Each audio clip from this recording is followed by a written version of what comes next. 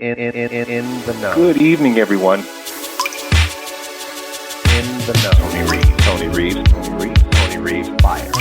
Following the news in any way, shape, or form. No shortage of things to talk about. What does it mean? What will it bring? This is a reality we simply have to accept.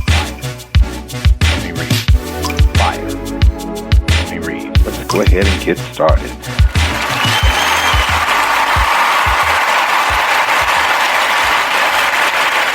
All right, everyone again. Welcome to another edition of In the Know with Tony Reeves. It is me, so let's go ahead and get rocking. Today I want to talk about what it means to be the generation next door. A lot of times, and if you follow TikTok or Instagram, you'll probably see a lot of these various videos where certain generations or specific generations are kind of bashing each other, for lack of better words, whether it be the baby boomers and the millennials or Gen Zers and Gen Xers, whatever the case may be. It's fascinating to watch all these dynamics. But here's the thing I think we often overlook. We are literally, every generation is literally next door to the previous generation who went through something that they've never experienced and we probably won't see in our lifetime. So why am I stressing the importance of that? Well, because if you stop and you think about it, you literally are next to or right next to living history. It may not seem important to you now, but trust me, when those persons are gone and the stories that are with them are gone, you're going to wish you had the opportunity to engage. And you're saying, well, like what? Well, I'll give you a great example. Being that I am a Generation X, I was born in 69. My grandparents I think they were the silent generation, if I remember correctly. That was the last generation that's actually fought in a world war. Hopefully, all things considered, we never have to go through that. But you have to remember, at the beginning of the 20th century, you figure in the early 1900s, we had World War I, and then around 1940, in the 1940s, I think it was 41 to 45, 46, something like that, we had World War II. And my grandfather fought in that war. And the reality is that it's great to watch all these movies and have nostalgic moments, but to know that I had a loved one who actually fought in the last great world war was telling. And I only got a chance to get a few snippets of the things that he was involved in. My understanding is he was in the Battle of the Bulge. He shared with me what it was like to be in a segregated military, meaning his generation was the last generation to be in a segregated military. So he had the opportunity to kind of explain to me what that was like. And so for me, that was really profound. And then even take it a step further, my mom's generation, she's a baby boomer, and I believe, if I remember correctly, it's like 46 through 64, if I remember correctly. So my mom, her generation had the Korean conflict, her generation had Vietnam, her generation had multiple civil rights movements. You're talking about the civil rights movement, you're talking about the gay rights movement, you're talking about the women's rights movement, we're talking about reproductive rights movements, we're talking about the peace movement. All of these things were happening during their time. As much as we look at what's going on in modern time with Black Lives Matter and reproductive rights and everything like this, think about the fact that all of this was going on in real time during their generation. So, hand in hand. But here was the other thing that's even more profound. That generation was the last generation to live in a segregated society. Meaning, if you're in the South, you're the last generation to be a part of the historical Jim Crow, meaning where literally institutions passed specific laws that prohibited people of color from sitting in the front of the bus, from going through certain doors, from staying at certain establishments, because Brown v. Board happened in 1954, the Civil Rights Act was in 64, voting rights was in 65. So we're literally talking about a specific generation of people that as they were becoming adults, they were transitioning from a world where they were used to being in a segregated society, whether it be in the South or whether it be restrictive covenants and so forth like that in the North. And then all of a sudden, they're now transitioning into an integrated society. This is a kind of an aside. My mom once told me, because my mother was a kindergarten teacher. I was born in 69. My mom divorced my dad, and I believe returned back to Arkansas, which is where I'm from, the South, in 72 when I was 3. And then she didn't start teaching until she was like 70, I think, 72, 73. Came back in 72. I think she started teaching in 73, if I remember correctly.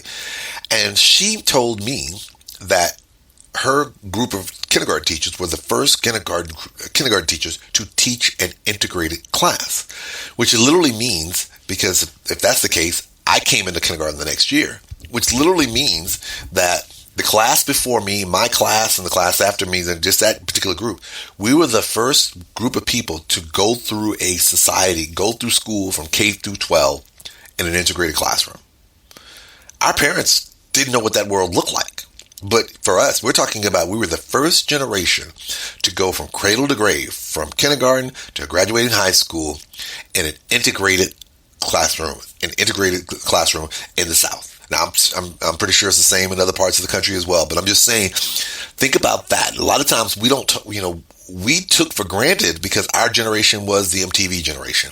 Our generation was the BET generation. Our generation was the hip hop generation. Grunge, all of these types of things that were exploding during that time period that we often look at it from a cultural standpoint. But the reality is that we, for all the millennials, Gen Zs, and Gen Alphas who live in this world where being in an integrated society and being exposed to different cultures and different things is the norm, it was not the norm prior to us.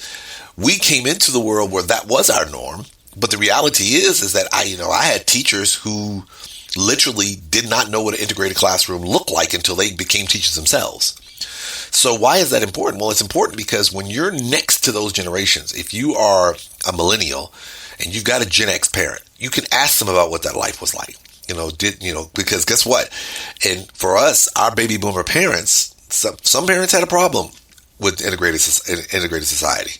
And so you can kind of get an idea from talking to them about what life may have been like. So this way you can avoid those mistakes and maybe go forward in the future. I heard an interesting point the other day where they said millennials are the last generation to know a world with no social media. Think about that for a second. So if you put Gen X is from 66 to 80. So I think I'm doing my math wrong. I think 80 to 96, something like that. I may be wrong. I have to look at it again. Is millennials. That means you know a world where you came into this world where there were certain things that you had that we didn't have. Like, I came in. Cable wasn't a prominent thing when I was born. Cable didn't become prominent until I was like 8 or 9 years old, much later. But you came into a world, if you're a millennial, you come into a world where cable is a normal thing. Color is a normal thing, color TV. You're now, we've already, by the time you've come into the picture, okay, by the time, you guys come into the picture, here's the fascinating part. This is the fascinating part. You're now, our parents had 8 tracks. 8 tracks were long gone. So now you're at a point where tapes are prominent. We're starting to make a movement towards CDs. So those things are new.